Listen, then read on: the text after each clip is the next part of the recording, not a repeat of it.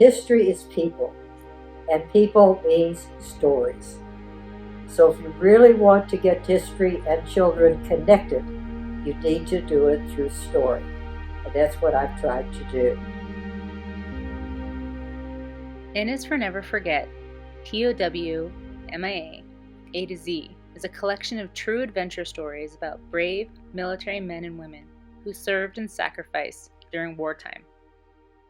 Nancy Polette, author of N is for Never Forget, is a longtime teacher as well as author of many books. Paul Dillon, who illustrated the book, is a veteran and the son of a prisoner of war. In N is for Never Forget, their common purpose was connecting young readers to history and the people who lived it. I'm a veteran, but I'm not a combat veteran.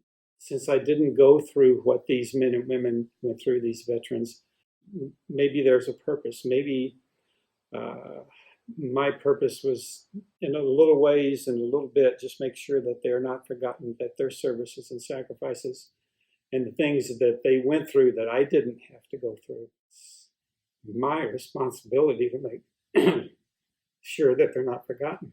I owe them. Some of the artwork in the book was inspired by Paul's father, who was a POW during World War II. Paul is also the president of the Jefferson Barracks POW MIA Museum near St. Louis, Missouri, and his experiences there were another part of the inspiration for the book. A little girl staying at the hotel, but not a part of the convention, saw the black and white POW MIA flag, and she walked up to one of the docents and she asked, what's a POW? And so I kind of got the idea that there's probably a generations of younger people who may not know what POW and MIA stands for. And then I got the idea if a children's book could be written, kind of explaining that POW MIA legacy. The difficulty in doing a book for 8 to 12-year-olds on this topic is the topic itself. As I said, children have no history of their own. They haven't lived long enough.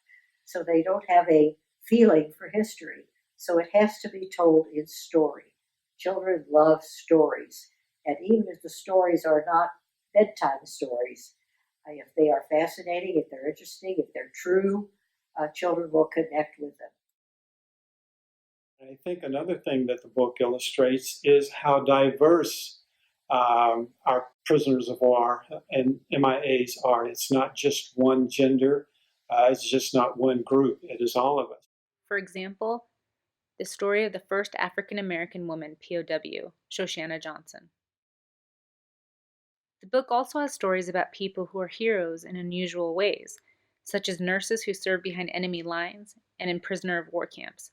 The Q page tells the story of Peggy Greenwald, a nurse who preserved a regimental flag throughout her imprisonment in the Philippines during World War II. It was the only U.S. flag that was preserved through all of the Philippine campaigns. It took a nurse to do it. It took a nurse. And she had the nerve to look a Japanese captor in the eye and say, "It's my grandmother's shawl."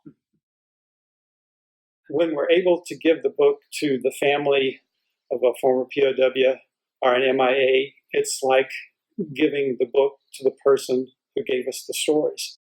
For those who have not heard the stories, the book introduces meaningful pieces of history.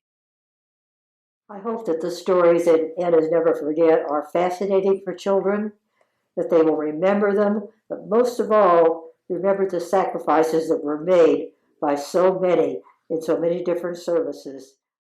They've met a number of amazingly heroic people in this book. They've read a lot of stories. Can they find more stories? Can they find more people?